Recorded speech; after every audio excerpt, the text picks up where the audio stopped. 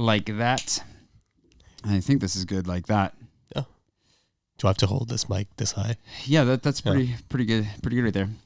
Welcome to the first ever videotaped, podcasted, simultaneous garage monologue with my bestie Prushan over here, neighbor. So is it garage monologue or garage monologues? Well, they are garage monologues but this collectively. is the first one, so it's singular. Yeah, this is the first one as a podcast. And Prushan's an excellent podcaster himself, so throwing in a lot, and also the godfather to my dog. That's right, Cooper. Hopefully he doesn't have me killed after the ceremony. It is the theme of the week, The Godfather. We did watch both the first and the second movies, and so now it's fresh top of mind. Yeah, now I have like these illusions of being a mobster. But yeah, it definitely glamorizes it while at the same time making you feel like, man, I would never, ever, I would not want that. No, I don't want that. Horrible. Seems like a lot of work. So today we're going to be talking about, well, obviously we have, I mentioned this in my vlog, but I have the goal bottle for season 8. The season 8 vlog is complete. 20 episodes in. Congratulations. Thank you very much. Completed on schedule. Actually completed just a little bit before schedule because I ended up doing 2 in 1 week. And so we're going to pop that and drink that. We can get that started here shortly. It's chilled. It's ready to go. And then talking a little bit about what happened over the course of the last few months. A lot of things have happened, both vlog-wise, life-wise, what's coming in the future. If you aren't already following Prushan, you should, obviously. Prushan Photo, I'll put that on the screen, but it's Puxan Photo on Instagram. Stop it. Let's see you there. But do it. And so I kind of thought, and just to explain what we're doing here too, because this is definitely very different. And if you're a fan of podcasts, hopefully this gets you really excited. If you don't care about podcasts, hopefully you're like, well, at least I'm still getting my video garage monologue. But I did get garagemonologues.com so we can have a very official podcast going here soon. Nice. New brand. Would you tell, what do you want to publicize the fact that you have a podcast? For those that happen to love F1? Yeah, why not? We want to start to tell the people about your podcast. All right, so I've been an F1 nerd since I was 6 years old, and my dream has always been to obviously drive a car, but it's a little more difficult. So what I did was I started taking some photos of it. That's also very difficult. And now I just have a podcast called The Grandstand F1 with my buddy Knowles. And we basically give unsolicited armchair analysis of Formula One. We have never driven competitively, but we give the best drivers in the world advice. And they do not listen to it. But I think you should. So if you like F1, if you're getting into it, whoa. Also a sound you get into F1 as well on the podium. Perfect. Yeah. Perfect. Check it out. All right, season 8. He is also, if you're into F1, this guy knows so much about F1. I don't know anything about F1, so maybe I'm not the best person to vouch for that, but like it's so interesting to listen just as a friend. Because I only got into it because of Drive to Survive, the Netflix show.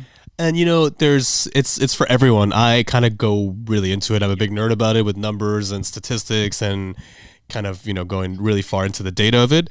But we welcome the OG fans that have been following for 40 years, as well as the Drive to Survive newbies. You're all welcome. Welcome. I think I'm actually going to transition at some point from less of a Drive to Survive fan and more of a Grandstand fan because more detail. It's called Grandstand because we're giving the voice to the people in the stand. So anyway, enough about me. But if you like F1, enough about you. Join the banter. Can you hear the crackling? I can hear it. I'm just wondering if it's picking up on the microphone. It's crackling. You can also probably hear Cooper. For those of you that are wondering where Cooper is, he's been theoretically settled into his kennel, but he will not settle. So he's just going to tucker himself out in there, I guess, for the next. He's just having one of those days. Yeah. Yeah. He's. I don't know if he's in his adolescent phase or what, but it's a little bit too early. We can talk about Cooper here in a minute. Cheers. Cheers to season 8. Congrats. Season 8 and the starts of a new podcast. Yeah. Wow. A lot of things have happened over the last few months. A lot of stuff's happened. So season 8 started with me when my dad was here. Okay. I was just reflecting on this because I thought about doing more of a reflection vlog, but I was like, nah, let's just finish the season on this is where I'm at. This is Cooper learning how to do stuff. Yeah. This is what's going on. But I started the season with my dad here, and I remember filming at Saint-Ambroise.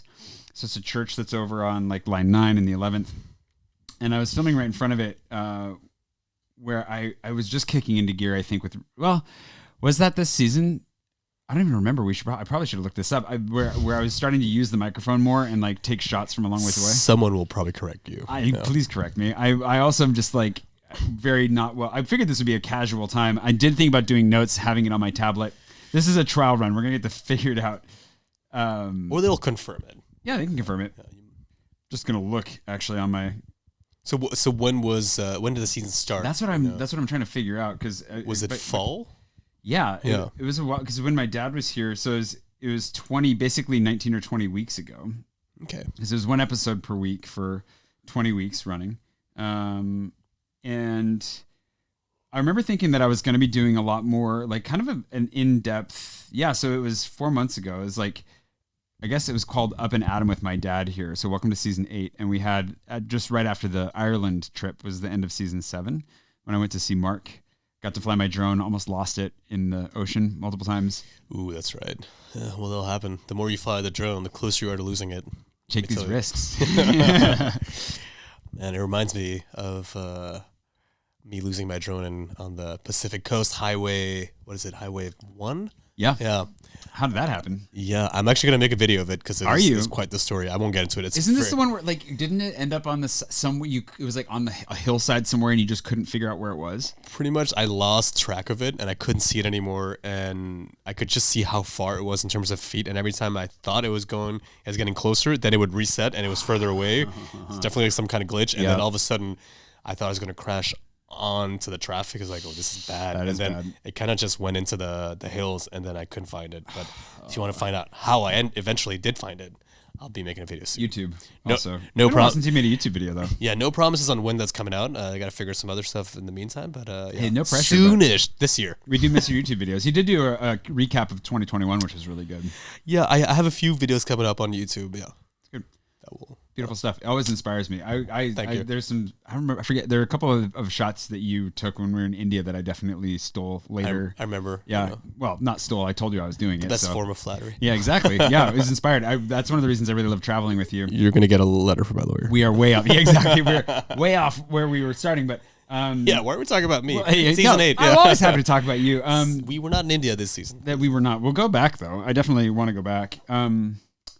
So what I was saying though is I thought I actually had a whole list of like what I thought I was going to talk about. Like I was like, here's a theme for every video, and I thought I was going to get back into that form of vlogging that I did when I was daily vlogging that I thought of as the highest form of that for me, which was where I had a theme for the day. So I was telling a story from my life, something out in the distant past or whatever that had a thematic point to it, and then going out and living my life through the day, and then using the day and the day's events to illustrate the point that I was trying to make. Yes. Which didn't always happen, but it did when my mind was there. It did seem to like serendipitously happen, because you're looking at the day in that way. Mm-hmm. Yeah, it kind of gives a theme and then it flows. Yeah, and I totally thought, okay, like this is I'm gonna manage to like do this every week for the next 20 weeks. And here's like the whole thing we're going to go through, like where I felt like I'm at this new place, this new chapter in life in a lot of ways. So how did I get here? How did like my mental health, how did I get through burnout? How did I get all the way to this point where now like I feel like I'm doing so much better here? And I highlighted a theme, like a stepping stone from each all the way to the end of this season. And I got like 2 episodes in and I was like, no, like let's just move. Let's just go forward. Forget the past. Let's just go. And so I threw the whole plan out the window right at the beginning. So I didn't even know what I was doing at the beginning of this. Just to crumple it and throw it out the window. Yeah. I mean, sometimes it's good to do a big reset, I think, Yeah. It worked out. It works. Yeah. I think people liked it. I did a bunch of, well, it's interesting because looking back through this, like I did a whole bunch of also like experimental videos, like the one where we went to Mont Saint Michel. Right. So getting my driver's license. Yeah. The Emily in Paris one was different. There's a handful of ones that I threw in there that were like scripted and planned. Mm-hmm. Yeah. When you were, I mean, there's always, there's room for different kind of styles. I feel on your vlogs, right? Yeah. Well, and I want to do more. I want to experiment more. But I think that's so. This season, the last 4 months, I feel good about it. But I think what helps me feel good about it is also that things are changing up for at least the foreseeable future with focusing a little bit more on the Paris in my pocket stuff. Mm-hmm. And I feel like I might increase the regularity that I do garage monologues, whether that's video or audio, however you want to consume that. And I'm just starting that for patrons and then releasing it publicly later once we've figured all this out, assuming that people like it. But I think this is a good, I feel like a podcast is a really good opportunity, like this format, to talk about personal stuff, about life, about where I'm at, behind the scenes, all that kind of stuff that I think people have come to expect to some degree from my vlogs, while then opening it up to a broader audience by going a little bit deeper on the Paris stuff, like offering useful information for your trip to Paris, how that's going to go. Because that's picking up again now with travel starting up again. So that's great. Yeah. And it's a little behind the scenes, Yeah. Well, we can, and that's the thing. You can behind the scenes here easier. I think I'm going to take a break from vlogging for a little bit here and then sporadically vlog. Like we're going to go to Barcelona soon. I'm going to the States in the summer. Yeah. It's going to be a lot of vlogging there. Lots of stuff that I could vlog about.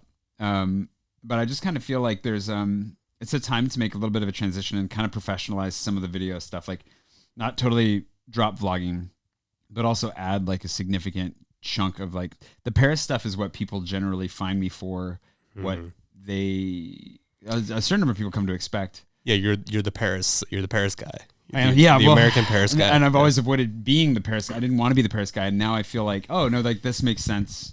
I think I avoided it because I didn't want to be like a Rick Steves type or something. Nothing against Rick Steves if he ever sees this, but like for me, tourism is not what I was ever interested in. I shared about this on a video recently, but like that passion, I have a passion. I love the city, even if I need more breaks from the city, but that's also after COVID, like we need breaks from where we've been stuck. True. Yeah.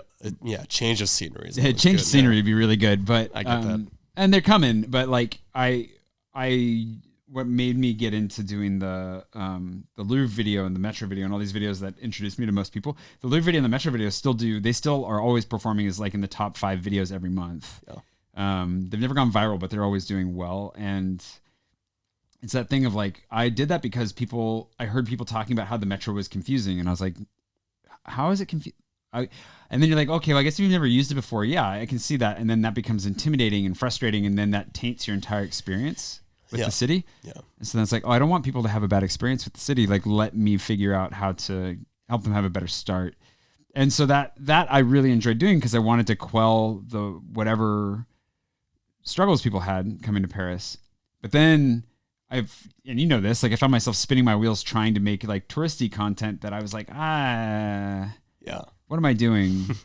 But I lost the thread. So you're sticking to the more useful stuff. I mean, honestly, the Metro stuff, I thought about that one because I was in Barcelona a few months ago and I've been there multiple times and I don't have issues with the Metro there. But as soon as you get to a different city, just the fact that the signage is different, also different languages, it kind of just throws you off. So it takes you a minute so it's good that, people can watch those videos before they get there.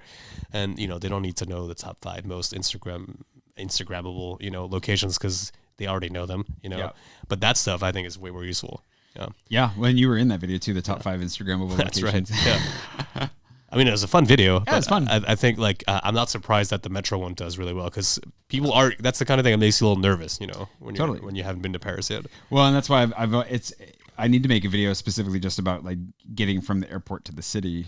That's a good one too. A lot of options. And I've touched on it, but it's funny because I've never done it because it's so much more work to get out there myself. Don't get onto those fake cabs. Do not do tip fake number cabs. 1. Yeah, absolutely. Well, in the guide, I have a whole thing written out about that. And it's so funny because I was thinking like the 25 tips video that I made recently, I had like 4 or 5 tips about taxis. And at the time when I was editing it, I was just like, why did I do so many taxi tips? Like, is this really a thing? And then literally 3 or 4 days later, I had a friend write me. She just texted me and she's like, are there fake taxis in Paris? And I was like, yes. Are you okay? What's happened? Like, where are you? That's right. Yeah. And then she told me this whole ridiculous story about how she got into a fake taxi. And the guy basically just wanted a kiss in exchange for a ride. And super sketch. So sketchy. Everything's fine. She's fine. Yeah, good. It's a funny story now because everything's fine. And I don't think she got cold sores from the experience. But what a brutal... Also, I did mark this podcast wise as explicit. I'm not intending to swear at all, but I just figured. Oh, so I could let loose? You can just be yourself, man. It's like the grandstand. Yeah, the grandstand is definitely explicit. Very explicit, yeah. Even our intro has a bit of, People got to know when they're getting into. For sure, yeah. I got to have an intro too, actually. I got to think, do I? I don't know. We'll see. You had a good intro for your previous podcast. I like that. I remember. I was thinking actually about asking because I'm going to reach out to Diala, the woman that does. I've used a lot of her music. Yeah. And then she's made custom music for me. I think I'm going to reach out to her and ask her to make a podcast theme for the Paris. So that's one of the things I haven't. So I'm doing this. The reason that I'm doing this is that we were talking about the future. The reason that I'm doing this as a podcast right now, partially because I really like podcasting and I miss it, but I have refused to do it because I've been too busy. And now that I'm focused in and I know exactly what I'm doing and why, and I've sidelined every other project for the time being, the podcasting makes sense because with Paris in my pocket, the plan is to launch a podcast this fall with it. Still developing the show idea and everything that's going to go into it. But as a show that's dedicated towards helping you plan your trip to Paris, giving you ideas, a lot of the content will hopefully be evergreen. So whoever's stumbling upon it whenever will be like, oh, this is helpful for me now, even though this podcast came out a year ago, with segments in it that are like, this week, you won't want to miss this event happening over here. Great. So different guests and different interests. So that one will always have guests. This one will be like, we'll see when guests come and when they don't. I asked Bouchon to be my guest because I wanted to share some good champagne and because I just love having him around anyways. Speaking of which, I will have one more. I won't say no to champagne. How can you say no to champagne? I mean, really. But that's what this is going to be, a trial run. And then my thought is that when we do that, I want to do a live component to it. So I want to live stream the recording process, and then I want to cut that down into a video for YouTube as well as podcast. They'll be the exact same thing between the two, depending on which you prefer, because those are two very different audiences. And then there's something so much fun about doing podcasts. I mean, I listen to a lot of podcasts. I found myself listening to more podcasts now than like even watching series. Do you really? Yeah. Just when do you listen to podcasts? Well, so I work from home a lot. When I'm not shooting, I do a lot of editing. So when I'm editing, I can just throw on a podcast, or I've actually stopped listening to music while I work, and I listen to podcasts just to catch up on current affairs, catch up on my Formula One news, tennis news, just world news in general. Yep. That just makes everything go by super quickly. Yeah. It's nice. I listen to them when I'm running or in the gym. Yeah, that too. Yeah. And I used to listen to them on the metro, but I try not to get on the metro anymore if I can. Yep. That little doggy backpack, by the way, was killing my shoulders. They're feeling better today, thankfully. So at least it's not like it does not look permanent comfortable. damage, but no, it it's looks like comfortable for Cooper. He's fine, yeah. But it's like a kid backpack for a child to carry a dog in is what it feels like. It's killing my shoulders. Yeah, it looks a little funny. Well, I'm gonna get another one. I've had multiple requests, multiple recommendations to try Little Chonk. I guess it's a TikToker that put it together, but it's a backpack that should be really good for dogs. Yeah, nice. Yeah. So that's the plan. So I'm gonna the upcoming stuff. I mean, with Cooper, I'm pointing to his little fortress. I also don't know if you noticed. Nobody's ever made a comment about it. It's funny, but I built like a little fortress for him around his kennel because just to make sure he stayed warm, but also because like the first time I left him here by himself and I went for a run, he broke out of the top. Managed to push the cage open. Yeah. So I put a kettlebell on top of it, so he can't do that. He's never tried anything like that again, so I probably don't need it anymore. But now I'm just used to having it there. Yeah. But I've always wondered if people look at that and go like, what is going on there? Like, there's just so many blankets and shit. Like, it's just a pile of dirty laundry that you're hiding. Yeah, exactly. It's my underwear is directly behind it. Cooper is somewhere in the middle of that. He loves my dirty underwear. It just makes him feel so comfortable. He would though, right? He would. I do keep my clothes over here, my dirty clothes over here, and he loves walking right through them. So I'm always worried that he's going to take a little bit of a break on them, but. So people want to know, is Cooper going to get his own Instagram at some point? Absolutely not. You're not going to go down that road. Yeah. Well, I already have too much work to do as it is. Like he's already taken over my Instagram. I feel like that's. Yes. Yeah. Would you want him to have his own Instagram, and why? I don't know. I find it funny. I've been watching a lot of TikTok videos, so not really posting much, but a lot of good dog content there. And that doesn't piss me off yet. Usually I get pissed off at, dog accounts on Instagram, but the TikTok ones are pretty good, and I'm warming up to that idea. I added him to TikTok. He's got some videos on TikTok, but yeah, I don't think.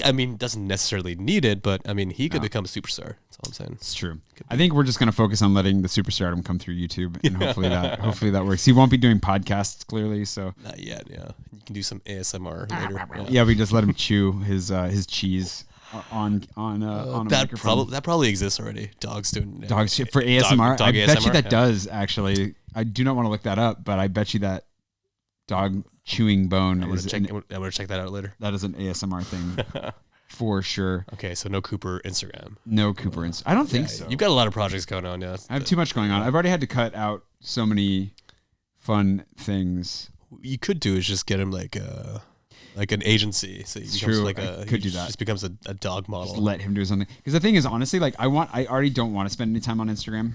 Yeah, like I don't open it. I find myself opening it to check for messages from the 3 people that refuse to message me any other way. Yeah, and then why do people still use Instagram for messaging? I don't know. It's the worst messaging. Maybe that's a whole podcast in itself. Actually, maybe, but it's a thing. This is also speaking of podcast things in the future as well. We could always talk about this. I feel like this is a good venue to talk about like dating in Paris, which we won't do now because I feel like that's just jumping in. But women, I feel like maybe men do this too. I don't ask men out, so I don't know. But when you meet women and they want either to give you their number or to get yours, they almost invariably ask for your Instagram. I feel it's true. I think it's like a safer bet also, right? They can kind of vet you right then and there, right? Like, yeah, everyone does their own stalking, Yeah. We all know what it's like. But then I don't want to get off of Instagram as fast as possible. I don't want to talk on it because you can't search. So yeah, if you meet a girl, at the gym or something, and you give her Instagram, she's gonna see Senor Cooper. She will see Senor Cooper. She's gonna love it. You want to tell the people what Nelson's name for him is? Yeah, so Nelson is our friend. He's from Ecuador, so he's got he's the Latin guy from the crew, and he calls Cooper Senor Fuentes. Senor Fuentes. And I don't know if you know, but my suggestion was Nacho. I was very disappointed when it wasn't chosen. It's for you, Lindsay. Not that he's remotely bitter. Lindsay. No, I'm not bitter. But I think his alias could be Senor Nacho Fuentes. I like it. Or Senor F for short. Mm-hmm. Senor F. I like that. When we don't want him to know we're talking about him, we'll call him Senor F. Fuentes. It's how long it takes him to figure out that we're talking about him. I covered it with a blanket because he's, for whatever reason, he's struggling to settle right now. So I covered the thing with this giant red blanket that your mom gave me, actually. Oh yeah. So I if you have it completely covered, I can definitely hear him occasionally in there, but I think he's settled. I have no idea what he's doing in there. You can hear him snoring a bit. Senor Fuentes. Yeah. Well, the thing is, he snores when he's awake sometimes too, so it doesn't necessarily. It's true. Yeah. Except that when he does it, it's cute. When I snore in public, it's like, get a grip of yourself. You're in your 30s, bro. Like, all right. He's adorable. It's true. Getting back to him being a model. Yep. So he's model material. Yeah. Right now. Clearly, that's a fact. But he has that look of like he just doesn't care. So he already has the attitude. Yep. He's French now, I guess. Yep. He was born here. Yeah, he's born here. He's got a French passport. He could be one of those models that doesn't even need social media. He's that good that he shows up on set. He doesn't even care. It's true. Yeah. We could see if we could hire him out for some. That's it's. I feel like that's more ethical than studying him out. I'll be his agent. I take 20% forever. All right, let's do it. Get him some work. Let's go. Deal. Paw shake. I haven't taught him to shake yet, actually, because I don't want him to start.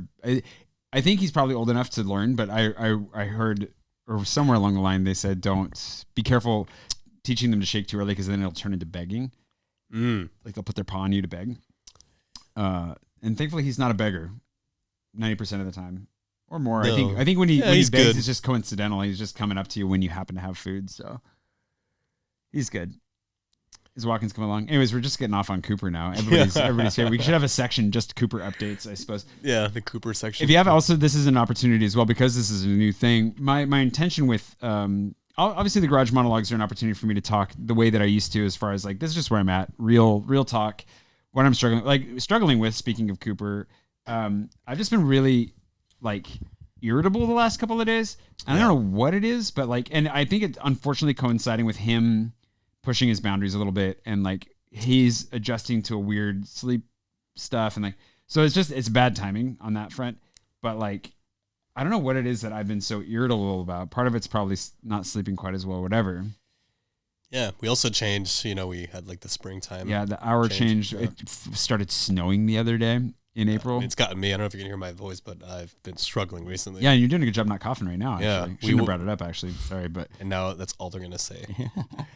No, yeah, we were wearing like 5 days ago, it was spring weather. People were wearing T-shirts and shorts even. And yesterday it was snowing. The day before yesterday it was snowing. And now it's freezing cold. So cold. I don't know what it was, but it definitely I feel like it's also, I've had him for 2 months and you have that like 24/7 thing where like, I just want to break, which is really nice because you left him with your mom for an afternoon. Yeah, we went to see The Godfather. Yeah. That was great. He's staying with you this week. I'm going to go see Moulin Rouge. Yes, you're going to get your first outing. Yeah. My first overnight. Yeah. His first overnight. Hopefully he'll survive. Hopefully I don't mess it up. We'll find out. Just don't give him any chocolate or arsenic. And Nutella's fine for dogs, right? That's hazelnuts. Yeah. I mean, that's what I had in mind. No, we'll be fine. Yeah, he'll be good. Well, it was cool to see. I was genuinely mostly worried about him like being too much for your mom. And it was great. Like they got along perfectly. Yeah, he's a good dog. Yeah. He's a good dog. I think it's that thing where it's like you work with him so much to try and make him the best dog possible. Somebody recently was like, "You're doing a good job. I know you're just showing the best." And I was like, "It's true. I generally am selecting for like good moments, but he's never bad. Like there's occasional moments that I would never be able to capture where he just stands there and stares at me instead of listening to me." Yeah, I mean he is a puppy, right? So he's gonna start like defying a bit. He started rolling over on his own finally. Didn't catch that on camera, but. Yeah, so this week's been a bit weird. Then you said it's it's been a bit weird, but that was all leading into the intentions of what I want to do here, which in a conversational format, it's always going to get off derailed a little bit. But I think part of it is, and this is what I'm curious for feedback on for those of you that are the podcast fans, or I mean, Garage Monologue. Is this okay? Is this a format that you're okay with as a Garage Monologue? I'm thinking maybe every other one. If I do it every other week, then like every other one could just be me, and then the other ones could have friends come. Thinking of having like Lindsay and Paul and Nathan, just interesting, fun friends come by, chat, fill people in what's going on with them as well. But then it's to talk about what's going on behind the scenes, just regular life stuff. Kind of make this more of a personal step, like kind of a filler for where the vlog, especially for people that miss having like the daily vlog, like. Hey, let's just talk about life, what's going on, fill you in on what's happening, what I'm excited about, what's hard, what's good, all that kind of stuff. And then go from there. Obviously, it's a little bit more rambly this way. Probably will be relatively unedited, which I think is fun. Mm-hmm. But yeah, I don't know. What are your thoughts on that? Because you're listening to podcasts all the time. Yeah, I think it's great. And a lot of some of the podcasts I listen to have that video component as well. Yeah. It's mostly like the Formula One ones where there's like watch-alongs as well. It's just a different way of consuming media, and I think it's nice for people to get podcasts. I always think that podcasts are very edited, but I do like when I see the video because you can tell how much they edit, and usually it's not that much. Yeah. So it's kind of the raw behind the scenes, and it just gets you closer to your audience as well, I think. Well, and I think that's what's nice about the conversational format, because like the Paris in My Pocket one, I'm thinking of being a very, very well formatted show where it's like, here are the segments. Yeah. Here's how we do everything. Here's your sponsor, insert whatever. And I mean, I'm open to having sponsors for this too. But if I were to do a sponsor for this, they're like, okay, it'd be a part of it where it'd be like, all right, now we're going to read it and joke about it and then move on. Yeah. That kind of a thing. Do you have any like ethical like how far would you go for sponsors? How far would I go for sponsors? Not how far. Like would you get? Because I hear a lot of podcasts being sponsored by some weird kind of products. Oh yeah, no. Yeah. I mean, same thing with like my vlog. I'd only work with people that I actually like. There's a lot of them. A lot of the VPN ones. Yeah. But then there's one. I listen to it's an F1 podcast produced by Formula One, and theirs is it's like for men, it's called like a ball. The ball shaver or whatever. Yeah, I've seen that one's like, and I hear on different podcasts, and I was like, wow, they're really marketing. I mean, podcasts. I don't know that my audience. Well, I don't know if my audience is super into ball shaving, but I was thinking, how does that happen? How do you get those sponsors? Those ones, they just know your demographic is very male and very young. Formula One, a bunch of dudes. Yeah, that's how it is. I don't think that's my demographic, but I thought about, because I had a couple language learning sites reaching out this week. I generally say no. I get a lot of requests for this stuff, and especially in France, for those of you that don't know, Like there's no money in sponsorships and advertising in creative work here. It's not the same economic model As the States. It's people don't respect it in a lot of ways, but then people don't respect business ownership. I think that's the other thing. One of the things I struggle with. There's so many. This is actually why I want to do a podcast, because I feel like there's so much we could talk about in these arenas. One of the things I really struggle with is that I've worked so hard to be self-employed and a business owner of my own and just like be self-sufficient, and it's actually almost works against you in France. The whole system is set up to support employees, and then the culture is also like suspicious and jealous of success in a way that, like, not that I'm super successful, but like kind of gets in the way of him.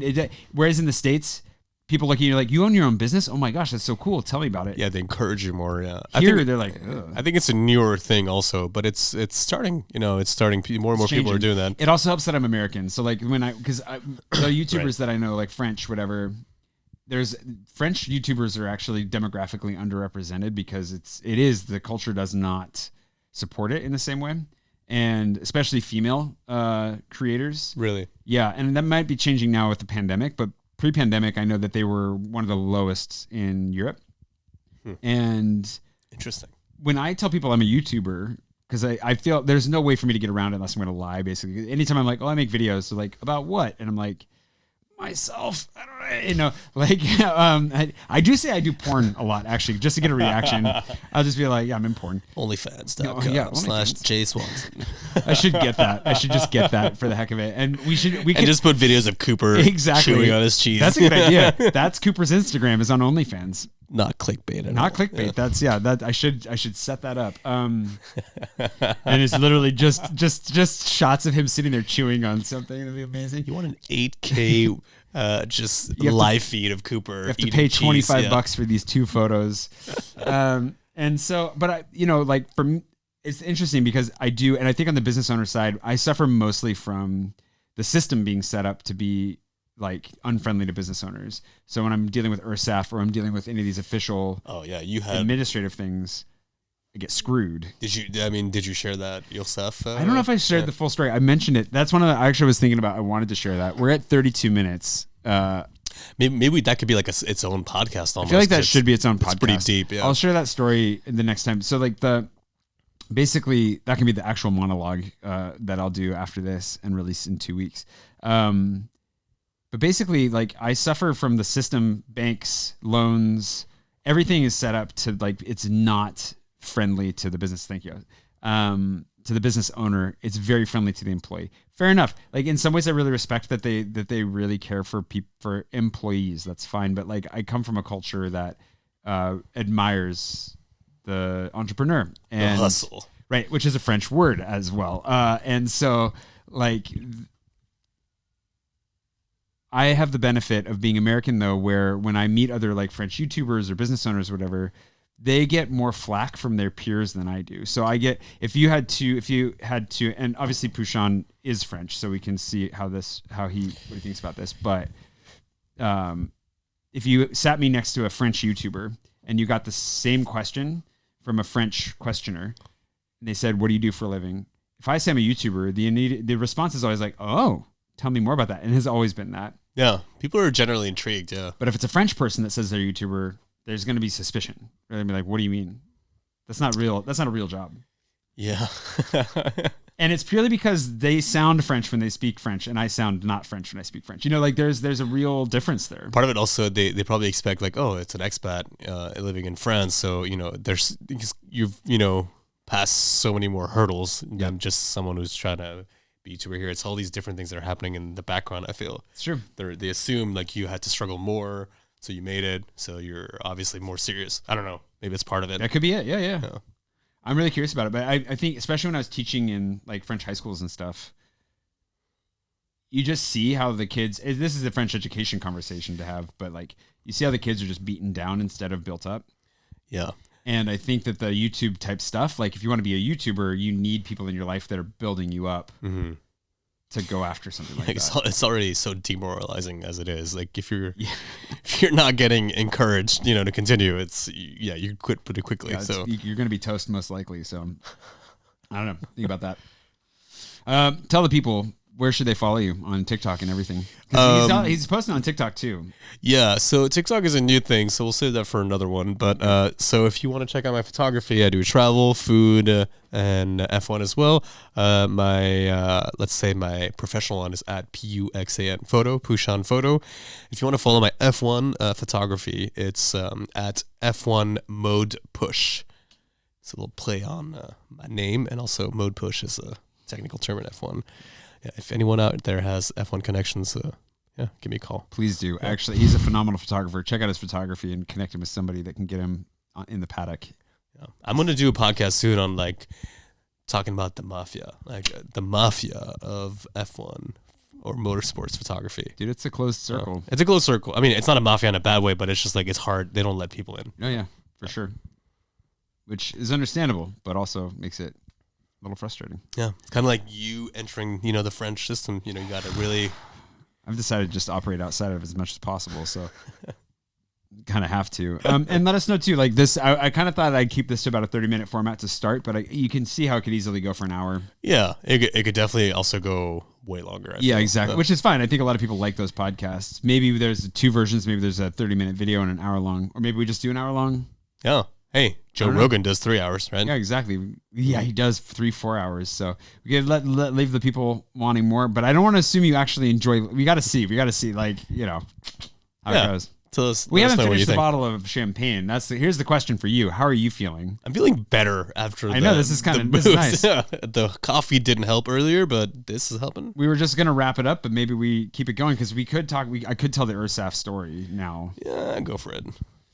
Because we teased it, so if you want to, yeah, we could do. I feel like there's just so much to talk about when it comes to like life and business and stuff here, but because this is kind of only patrons are really gonna see this anyways. Because even if it goes public in a month, nobody goes into the backlog, or very few, right? So the thing is, and I've shared about this, but I haven't shared a lot of the numbers. So like whether or not basically, the French government's already actively taking a very large portion of anything that I make, which is fine. That's the way taxes and everything works, and I'm grateful to have systems that function. The problem came in that what they were doing when I switched from being what's called an auto entrepreneur, which is the French attempt at making something like a sole proprietorship, but has significant limits on it and is just kind of not ideal. When you move from being an auto entrepreneur, there's not a middle ground where you're like, I'm making, X and it's just over Y, which I was allowed to make. So I'm in the middle. They're like, no, now you have to be a full corporation where you're paying like I pay €350 a month just to have an accountant, which I'm legally required to have. I do think you need to review that because I've heard people pay less. It's true, but finding one is the hard part. Yeah, like, finding one you trust, and it takes for so long just to find anybody. So it can be done, but I've tried, and everybody that I've tried with either never gets back to you, or they end up signaling in advance like warning. Don't actually hire me in the end. So I do need to find somebody, and it could get cheaper, but it's still not cheap no matter what you do. And then you have to pay them to actually file your tax at the end of the year. And again, this is a legal requirement. You have to have a French comptable. You cannot have a business without one. It's like having a CPA. You're required to have one. Yeah, and that status, which originally you said an attempt to do a sole proprietorship, it was also something they came out with for people who had a job, like a full-time job, to do something on the side, because legally you didn't have a way. So instead of doing two different things, which have been easier, they have this kind of middle ground, which doesn't really work for anyone. It's super complicated. And then there's the next step is just way further. It's just too far. There needs to be an intermediate, step. Or they just make a sole proprietorship. Yeah, because the States is perfect. I mean, honestly, in the States, you can make millions and never have an LLC or anything. It's all about liability in the end, but I don't know. I'm it's tax structure. And so well, and that's the thing is like this moves you into a ballpark that you can't play in, basically, like right off the bat. And so I went from, and the problem is because you can't deduct anything. We're getting into the weeds. So we can do a deeper version of this for anybody that actually is interested in like opening a business in France and why it might be a bad idea. But when you are a sole proprietor in the States, for those of you that don't know, just by existing as like a citizen, you are a sole proprietor. You're allowed to just make money and then report it. And there's no limit to that. And it's just, it's a liability issue like we were talking about. And also there are advantages to building a tax structure later, blah, blah, blah. Here, that's not the case because, again, it's an employer unfriendly, employee very friendly structure. Like they assume everybody's going to have a contract, is going to be working for an employer. And so either you work for a company that can afford employees or you are a company that can afford employees.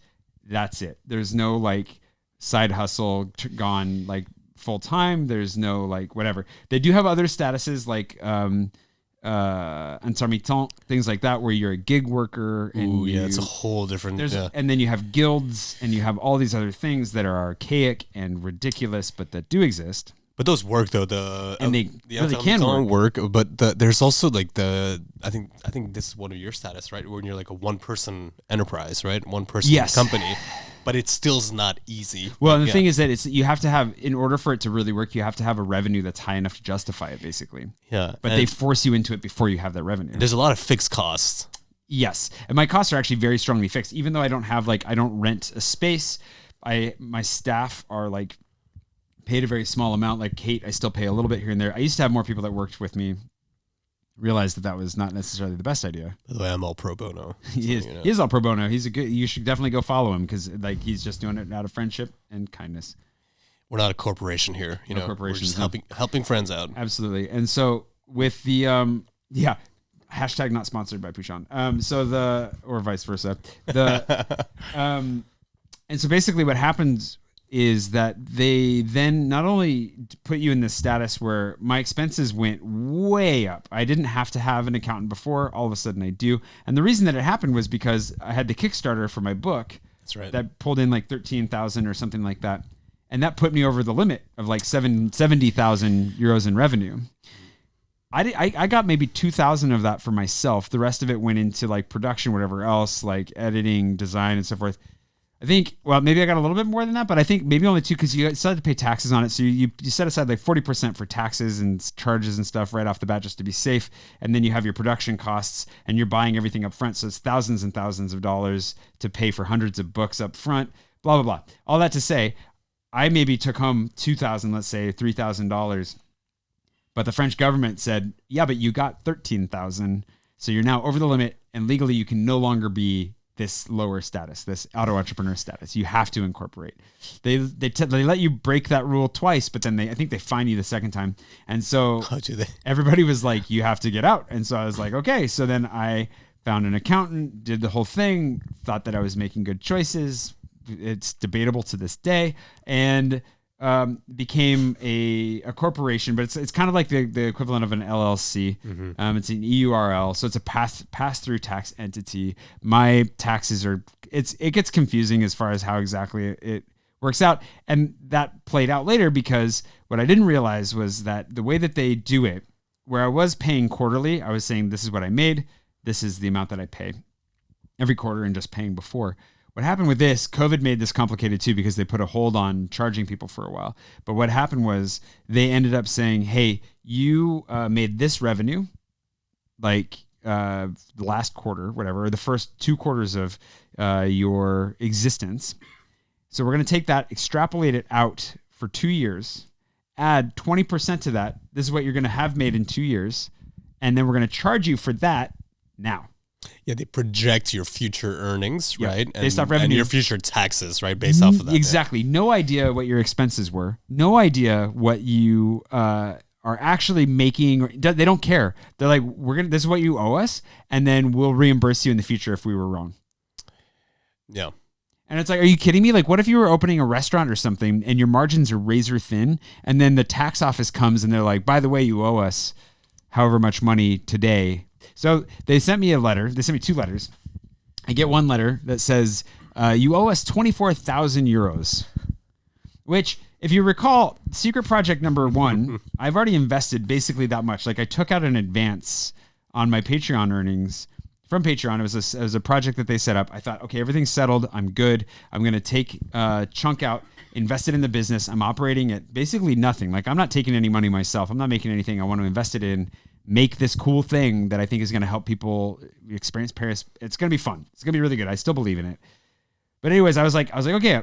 And in my mind, the way that it works is that at the end of the year, the government looks at what you made, what you spent, and says, oh, crap, you didn't make any money. That's all right. Yeah, we'll get you next year, right? No. So instead I get a letter saying, hey, we saw you made money. We don't know what you're doing with that money, but you owe us for what you're going to make in 2 years based off what you already made. Give it to us. So the first letter, they're like, hey, you're on a payment plan for the next 2 years. This is the payment plan you owe us. And I was like, oh my gosh, that's a lot of money. Okay. Especially like in COVID's messed up, tourist industry. Super messed Revenues are going down. It's not helpful. Because they based the calculations off the pre-COVID year. Well, and the other thing was that because my Patreon is taking like the repayment directly out of what I'm making. So not only are they asking for more money, but I am pulling in less money every month. I don't have the cash on hand to pay for this anyways. So that comes and I'm like, ugh. So I send that off to my accountant and I'm just like, what is this? And she's like, I told you about this. And I was like, I don't think you did. Like, I feel like it would have. She's like, anyways, we got into a little tiff about that. Cause I was like, I feel like I would have registered that part. Yeah. The whole, like, yeah, they're going to ask you for a lot of money right away. But I was like, okay, well, this is on a payment plan. Really tight. I don't have this money really, but like I can make this. So I canceled every subscription I could, like Netflix, everything. Like I canceled everything that I could, like the Wall Street Journal. Trimming that fat. Yeah. Just trimming every little thing that I could. I was like, okay, austerity measures. So I go into a full austerity mode. 2 days later, I get a second letter and it says, we want you to also pay us 7,000 euros next week. Oh, there's a deadline, hard deadline. There's like 5 days from now. You owe us 7,000 euros. That is completely reasonable. So I was like, cool, 31,000 euros. That's like basically more than half of what I'm going to earn this year. And not even earn, because the tricky thing is you have to remember at every point that it's still all taxed as a business. So like I personally only can ever take home whatever portion is left over, whatever. So I was just like, this was an incredibly stressful period of my life that happened a few months, like 4 or 5 months ago now. Yes, yeah, end of 2021, right? It was, the end of last 2021. part of it, yeah. And put everything, so that I had to put the app development on hold immediately. Thankfully, I still had a little bit of money left from that. So I was like, if nothing else, the chunk that I have set aside for this will at least satiate most of what they're asking for next week. But then I won't have any money for the rest of what they're asking for. So they want basically $8,000 this month and then another 1,200 euros next month or whatever it was. Oh man, it stresses me out just thinking about it right now. And Oof. So I, went through a whole bunch of steps to cut everything down. We wrote them a letter saying, hey, this is insane. Can you put this on a payment plan as well? Mm-hmm. Which they did, and it's still more than I can afford, but hey, here we are. And so we got all that figured out. And so like I was at the point where I was like, okay, I've managed to finagle everything. This is also before, because like without tourism, like you said, like I'm not making any money off of guide sales or anything else that's associated with like my pre-COVID income. So I'm just operating on what I had coming in then. And thankfully, in the end, this is the only time that a French bank has ever come through for me. I went in and they had sent me this very nice letter saying, hey, we've noticed you're on hard. My bank could tell that I was in hard times because like that month or two period of like scrambling, I think I was overdrawn. I was just like, right. I had nothing. And I was just, thankfully I'm on a diet, right? So I'm sitting at home eating cheap, like just pasta basically, because I can't afford to go out and I don't want to because I want to lose weight. So it's a really good combination of things. Apparently that's part of the weight loss plan. Just get a really stressful letter from the tax office. Yeah. Works. And I go in and I'm just like, hey, like I got this letter saying that you'd waive all my fees and like whatever. It's really nice of you. Like, what should we do? And they're like, yeah, what's going on? And I was just like, well, and I just showed them the letters and I was like, I've heard you guys offer loans for this situation. And they were like, oh yeah, let us look. And they were like, oh my God. Like they just looked at it like, what? Like they were shocked. So I was like, this is bullshit. And so they just like, yeah, and they actually went above and beyond. He was like, okay, let's see what you can get for like a business loan or a personal loan, whatever you need. We're going to help you get through this. And then they worked it out to get me these really low interest loans that just like made it possible not only to pay those bills that I was going to get completely buried by, but then get back to work and start like filming again and getting out and like actually like being able to do stuff again without worrying that I was going to go bankrupt. So It feels like I've dodged the bullet and this is why Paris in my pocket is so important too. It's like, we got to like start moving things along. And so I still didn't spend I basically cut everything out. Didn't go back to app development. Didn't go back to anything else. I was like, okay, I'm going to take I think the budget was like 3,000 euros of this to like reinvest in the branding and the guide redesign and the editor and all these things, and going out and actually eating and sharing these places, whatever. And then I'm actually just going to hold on to literally all the rest of the money from this loan and not touch it, and give it back. There's no penalty for repaying it early. Give it back as soon as I can. And hopefully we just get through this. Yeah. Make your way back. So I'm feeling, literally in the last couple of days, starting to feel like, okay, I'm going to be okay. But it's been a really stressful 4-6 months, whatever, however long it's been. Definitely at least 6 months, I feel. Yeah, I think it's been 6 months now. Wow. It's stressful to recount that story. Yeah, another thing to celebrate, getting out of that for sure. Thank God. Wow. My goodness. No, and I've also heard a lot of people opening companies here in France and having to close it very quickly because it actually doesn't make any sense economically to do that. And yeah, I think a big problem is information. And just like a lot of different, sectors, accounting is also going into a phase where you'll have new apps doing it as well. So hopefully they can educate entrepreneurs on how to do things properly. Because every day you find someone, who quits their job and wants to become an entrepreneur and be the next, I don't know. It's one of those success things where story, it's hard to do no matter what, but they make it extra hard here. Almost, it feels like intentionally hard. And it's not that it's intentional. It's that they're just yep, but this is the way it is. We have this system that's been here for 150 years. You just have to go through it. And Ian's boss, our buddy Ian, his boss works in tax preparation for Americans. And I talked to them about it, my situation.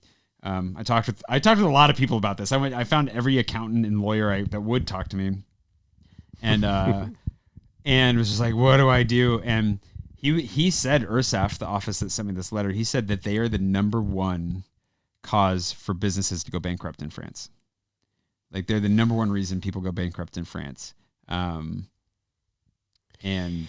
the moral of the story is not to dissuade people from doing it, but just to show them how complicated the system is. You got you have to be prepared. But I think the other thing is for one, most of the people watching this or listening to this aren't going to open a business in France. That's part of it. But if you were going to open a business in France, which a number of them are, so there are a number of people that are patrons of mine who I know are either already are here or want to come here. If you're going to open a business here, it is a matter of understand the structure that you have and then recognize that you're going to need more money than you realize to stay open that first year. So where the ridiculous thing is, if you think about it, if I want to close my business tomorrow, I have to buy myself out of my own business, because that 31,000 euros they're asking for, they want no matter what. Yeah, so that needs to be paid. It's on a payment plan now. If I close the business, they want it all up front. Even if you stop. Doesn't matter. Yeah. Which is insane. Because that money was calculated on future earnings. Yeah. So if I close my business today, don't I just owe you on what I earned? No, you owe us on what you would have earned had you stayed open, and then we'll reimburse you in 2 years. Yeah. And by the way, if there's any, specialized tax lawyers between please, US and France. US French tax lawyers, please let us know. Jeez. I mean, we can all learn from that too. Yeah, and there are a couple of there's one guy that reached out to me recently that helps people prepare. But the thing is, everybody that specializes between the two is the thing, because they either do one or the other. That's right. Yeah. Finding somebody that actually understands both systems is. I'm going to check to see if this is still recording. Notice how long ago that stopped recording. But oh God. Some of you are going to get to have seen mostly just me. Sorry, Prashant. We set up the backup camera. Hopefully this camera. That's fine. I'm hurting today, so we'll get it figured out. Still wear my jacket indoors. It's so cold. This is the thing. Where do we're gonna have to record this guy directly to a computer, maybe, or yeah, get a little small rig, just kind of monitor basically facing you, so you're gonna see it. At least see it when it cuts out. Yep. Could have put it on the big TV. Anyways, that's the URSAF story. That's where my stress levels went through the roof. It stresses me out just to hear it again. Yeah. Oof. Dude, those are horrible letters to get. And then to have your accountant be like, yeah, I told you about this. And it's like, what do you mean you told me about this? Also, my finances, and what I'm doing. Why didn't you tell me not to do what I'm doing? I think I mentioned this before, but you got to get a new accountant. I want to get a new accountant, but I got to find somebody. Yeah. I reached out. So I know a guy through my running group who he works as a web freelancer now, and he got picked up by this. There's a startup here in town, or a small business at least, that they work with independent contractors, specifically web developers. Okay. And they coach them through the whole process of quitting their current job, getting like a rupture conventionnelle, whatever. Which is a French thing where like they agree to quit with their boss in a way that they get paid severance to leave. If you get fired, you get even better. So the rupture conventionnelle is a way that all parties are hopefully happy with it. So they coach them through that process, and then using that severance pay to get themselves set up as a independent contractor. And then they have this amazing online portal that shows what they're earning, what the taxes they owe on that is, what they're actually earning. Like, it's amazing. So I reached out to those guys and was like, would you work with me? And then I think they were like, you don't make enough money. Basically, when I told them, they're like, yeah, tell us about it. And I was like, so I need to make more money and then maybe go back to them maybe that's the ticket. All right. That's the goal. That's the goal. I just want to make more money so I can get a competent accountant, basically. It would cost more. I think it costs like $500 a month. Man, I hope your accountant's not listening to this because, dude, can we say you're fired? Yeah, is it too soon? If she gets her act together, she doesn't need to get fired. But like, this is a wake up call. Yeah, please. Yeah. Please. Good good gravy. Yeah, champagne's kicking in. Yeah. So, anyways, there we go. That's wow. Whew. Heavy Sunday conversation. Sunday conversation, but light because at the same time, I think I'm through it. The other thing is the reason that I'm not like jonesing to fire her, even though if I found somebody better, I'd go for it, is because I feel like, here's the other thing. I have to say this is a caveat. I feel like I'm through the worst of it. And in the French system, once you're established, you're in. Once you get through the gates and you pass through the gauntlet, you're in. And I experienced that with my French bank. French banks are notoriously terrible. Their websites, their apps, their personnel, everything is just like geared not to work. It seems on the way through, but once you're in, it's very relationally based. And then all of a sudden you walk in and they've known you for years and you're like, I'm having a problem. Yeah, they help you out. And they bend over backwards to help you. And I had a really good experience with them for the first time. And I realized, this is what it takes in France is longevity. So in the same way, if my chiffre d'affaires, if my numbers come through for over 3 years, I recognize, the doors to France will open for me and for my business. I just had to survive these trials. There could be another trial. That's the caveat that I'm unaware of on its way right now. Barring that, I think I'm through it, and now I belong. I'm a welcome member of. You're in the system. The French business circles. You live, you learn, huh? Boy, do you. Yeah. So we'll see. Let's see from here. Would I open a business here again, though? I don't have a choice because I want to live here, and I'm getting my, Thing is, you might though. Like now that you know the once you know the rules, it's easier to make that decision. Yeah, for sure. It depends on what you're trying going in. You definitely might have reconsidered. I think there are other creative ways that I think I would have gone and done it legally, but also not in this painful fashion. Yeah, I did a lot of research into other alternatives, and there was one I was going to pull the trigger on. I thought until I asked, and she was like, "No, if you want to close your business here, you owe all that money up front." And I was like, "Cool, I do not have and cannot get 31,000 euros just to close my business." That's a lot of guides. That's a lot of guides to sell in a week. We are. Yeah, it's a lot of guides. Yeah. Well, things are looking better. Yeah, man. So you went through a rough patch, and you're working yourself back into this, which is good. Yeah. So props for that. It's on its way. It's on its way. Cool. Well, we already closed once with you, but that's a good spot to close. It's almost an hour long. So okay. Just leave it at that. Thanks for watching. Thanks for enjoying us. Hopefully enjoying us, watching us enjoy some bubbly. Hopefully you enjoyed that too. Pretty good bubbly as well. Yeah. Some Moe. I've got 2 more bottles in there. One for a book fiction that I want to write. That bubbly is going to be like 2 years old, 3 years old before I get to it. Ooh, nice and aged. Be aged. And then another one for the second YouTube channel that I also have had to put on the back burner. All right. Those are some big goals. Yeah. The bottles bigger or the same size? They are the same size, but they came in boxes, so they're fancy. Fancy. Absolutely. Make sure to give Pushan a follow if you haven't already. Thanks for watching. Thanks for listening. Hope you enjoy it. Give us your feedback as to length. Was this too long? Was it too short? Do you like it? Do you enjoy it? Format, conversational. Do you want me to just sit and talk to you directly every once in a while? I don't know. Just let us know what you think. It's an experiment. We're going to get on top of the technical problems with the cameras. Hopefully the audio sounds good. This is all just kind of an experiment, hopefully for your entertainment. And yeah, that's it. We'll see you for another one of these here soon. More behind the scenes, more secrets, more painful, hopefully no more painful tax stories. Yeah, enough of that. And we'll see who wanders through. And maybe with like an outro next time with like actual music or something. Oh, that's not even, you can't even hear that.